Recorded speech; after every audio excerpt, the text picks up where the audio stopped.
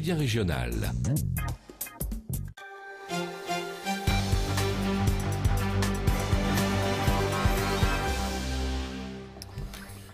Bonsoir à tous, merci d'être fidèles au 19-20 en Rhône-Alpes. Dans une trentaine de minutes, l'édition nationale et l'annonce de Barack Obama. Le président américain veut étendre les frappes contre l'État islamique, en Syrie notamment. Il souhaite une campagne de frappe systématique contre les djihadistes. En Afrique du Sud, Oscar Pistorius ne sera finalement pas condamné pour meurtre. La juge exclut la préméditation. La mort de la femme de l'athlète, dit-elle, n'était pas intentionnelle. Le procès n'est pas pour autant terminé. Le verdict final pourrait être rendu demain. Dans l'édition régionale, il sera question de cette employée d'une école maternelle de Roanne, priée par la ville de rester chez elle plusieurs semaines. Elle a séjourné 2 mois en Guinée, un pays touché par l'épidémie du virus Ebola. Dans ce journal, nous vous ferons découvrir un patrimoine plutôt méconnu de Valence, ces canaux. Il s'agit en fait d'un réseau de ruisseaux qui s'écoule du Vercors et traverse la ville sur près de 17 km. La mairie de Roanne a donc décidé d'appliquer le principe de précaution officiellement pour rassurer les parents d'élèves et les enseignants. Car en fait, l'agent municipal concerné ne présente aucun symptôme du virus Ebola. Elle se retrouve donc non pas en quarantaine, mais en congé forcé et payé pendant 3 semaines. Sylvie Cozzolino, Julie Jacquard. La jeune femme aurait dû effectuer la rentrée dans cette école. Sa mise à l'écart par précaution sanitaire a soulagé les parents d'élèves. C'est très bien, mais après, est-ce qu'elle est en contact avec d'autres personnes sur Roanne? Est-ce qu'elle est confinée chez elle? Est-ce qu'il y a un risque? C'est peut-être mieux pour les enfants, oui. C'est vrai que les parents peuvent se poser des questions, hein, ça je comprends aussi, hein, mais bon, c'est peut-être un petit peu excessif effectivement de lui interdire comme ça son activité. Les événements se sont emballés lorsque l'ATSEM a informé l'école d'un retard dans son vol en provenance de Guinée, pays frappé par l'épidémie d'Ebola. La direction prévient alors la mairie qui prévient l'inspection académique. La jeune femme ne présente aucun symptôme, mais le maire décide qu'elle ne retournera pas à l'école.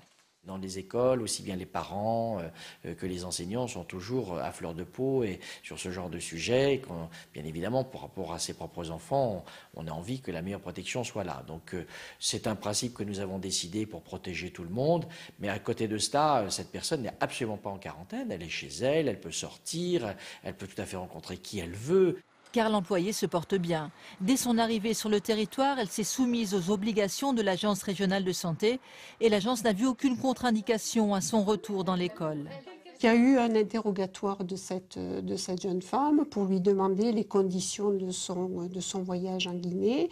D'une part, pour bien s'assurer qu'elle n'était pas malade effectivement en arrivant, et ensuite, quelles étaient les conditions de son voyage. Est-ce qu'elle avait été en contact avec des malades? Est-ce qu'elle a été en contact avec des animaux potentiellement à risque? Ce qui n'était pas le cas dans cette situation-là. La jeune femme est en congé chez elle pendant 22 jours, durée de l'incubation de la maladie. Elle se surveille médicalement.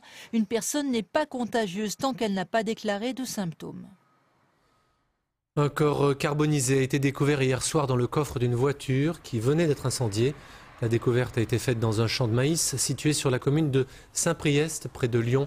Les techniciens d'identité judiciaire ont passé la journée sur place à la recherche d'indices. Demain à Port-Louis sur l'île Maurice, ce sera l'ultime journée d'audience pour Aurore Gros-Coissy. Une journée sans doute décisive pour cette habitante du Rhône accusée de trafic de Subutex. Elle devra s'expliquer seule à la barre. Aujourd'hui, l'accusée a pu une nouvelle fois dialoguer avec ses parents et leur avocate, Valérie Bonnet et Laure Crozat. Ça s'est bien passé aujourd'hui. Bon, ce qui est important, c'est que voilà, demain ça se passe bien, parce que ça sera la journée décisive. C'est le rendez-vous vidéo hebdomadaire entre Aurore Gros-Coissy, sous surveillance dans sa prison de l'île Maurice, et ses parents. La cour d'assises de Port-Louis, devant laquelle la jeune femme comparée pour importation et trafic de drogue, a vu défiler ce matin les témoins à charge.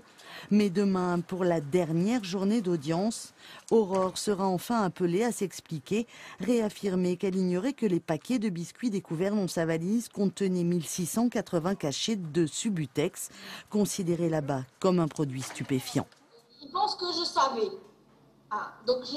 Si je savais, le douanier, la policière, ils disent que j'étais tendue, tout ça là. Pour l'aider encore et la rassurer, ses parents ont pris une avocate. Ensemble, ils réfléchissent et s'organisent. Ils ont même prévu la possibilité d'une visioconférence depuis le palais de justice de Lyon pour des témoins de dernière minute. Des gens se sont manifestés pour dire nous avons des choses à dire. Et nous avons des choses à dire depuis 3 ans. Simplement, nous ne sommes sollicités ni par les autorités mauriciennes, ni par les autorités françaises pour dire ce que nous avons à dire. Et à partir de là, nous essayons d'organiser ces témoignages-là. Demain, Aurore et son défenseur mauricien pourront donc demander s'ils l'estiment nécessaire de les entendre avant que le juge ne se retire pour réfléchir à sa décision. Lundi, je vous parlais d'un appel à témoins lancé par les gendarmes de Guire-en-Grange en Ardèche. Une jeune femme avait été vue dimanche en grande difficulté dans le Rhône. Aujourd'hui, on apprend qu'un autre témoin s'est manifesté. Il fait une description identique, mais lui parle aussi d'une altercation avec un homme circulant au volant d'un Renault Scénic de couleur grise. Du coup, les gendarmes de Guire-en-Grange ont relancé leur appel à témoins. Et maintenant, parlons du burn-out. Cette manifestation très violente de l'épuisement au travail a augmenté de façon spectaculaire ces 20 dernières années. Du coup, rien d'étonnant à ce que la reconnaissance du burn-out comme maladie professionnelle soit au cœur des débats du Salon des comités d'entreprise à Lyon. Elisabeth Philly et Édouard Blaise ont rencontré Valérie. Elle est en arrêt depuis 5 ans. Depuis, dit-elle, qu'elle a explosé en vol. La pression est telle qu'elle s'échappe. Le burn-out est un point de rupture qu'a vécu Valérie Gueyvic après de longs mois d'épuisement et d'horaires décalés de travail. Elle avait perdu le sommeil, l'appétit et elle devait justement en parler avec son supérieur. Ce matin-là, je vais à ce rendez-vous et la dernière image que je garde de ce rendez-vous, c'est le Porsche de l'entrée et je me mets à pleurer. Et à partir de là, il y a 3 mois d'absence dans ma vie. Qui se sont finalement passés dans une clinique psychiatrique où j'ai été emmenée. Bon, apparemment, j'avais fait une TS et j'avais explosé, comme on dit, explosé en vol. 12% de la population active serait en risque élevé de burn-out. Encore difficile à identifier, cette maladie fait l'objet de plus en plus de débats, comme ici au Salon régional des comités d'entreprise. Pour les psychiatres, c'est une souffrance au travail aux conséquences radicales. C'est un infarctus psychique. C'est-à-dire que, si vous voulez, 5 minutes avant de faire son burn-out, la personne n'était pas en burn-out. 5 minutes après, elle est dans un état très différent et très dégradé. Avec des risques, effectivement, de passage à l'acte auto-agressif, donc la personne peut se faire du mal, ou même hétéro-agressif dans certains cas. Comme pour le suicide au travail, le burn-out pourrait bien être reconnu comme une maladie professionnelle dans un contexte économique difficile. Le marché du travail est tellement serré que le salarié, maintenant, n'hésite plus à faire un surtravail pour ne pas perdre son emploi. Donc c'est une progression constante. Et l'observatoire qui va se mettre en place est une bonne chose. La plupart des victimes de burn-out ne peuvent reprendre leur travail. C'est le cas de Valérie Gueyvic, aujourd'hui en invalidité. Seules quelques notes de musique arrivent encore à l'apaiser.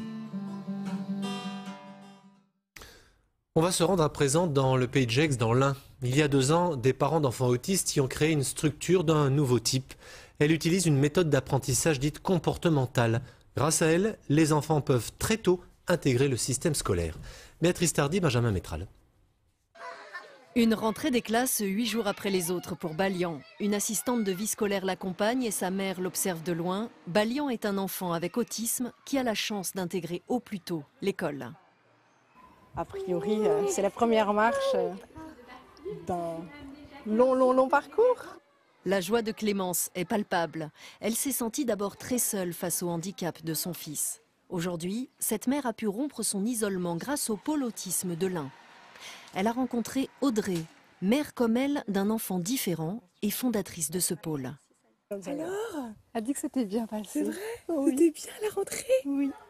L'autisme de leurs 2 enfants a pu être diagnostiqué très tôt à Genève.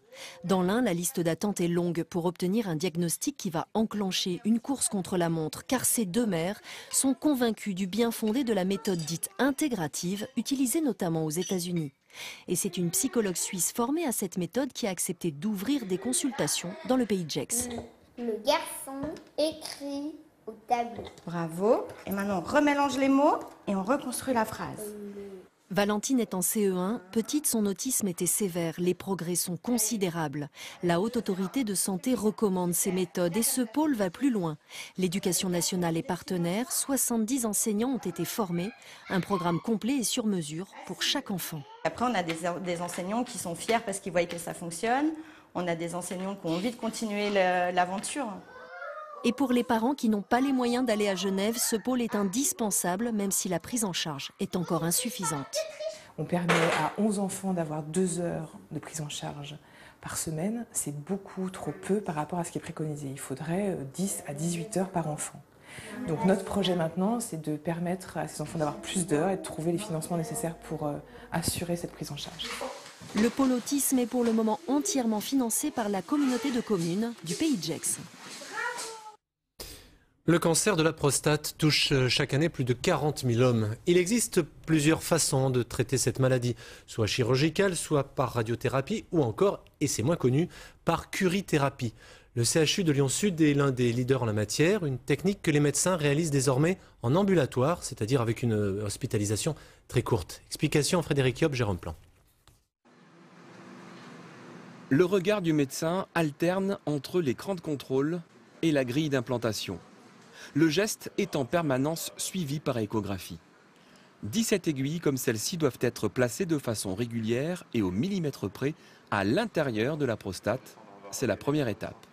Ces aiguilles serviront ensuite de guide pour y insérer de minuscules grains radioactifs. Là encore, grâce à une image 3D, l'ordinateur va calculer précisément les emplacements de ces grains afin d'irradier uniquement la zone cancéreuse.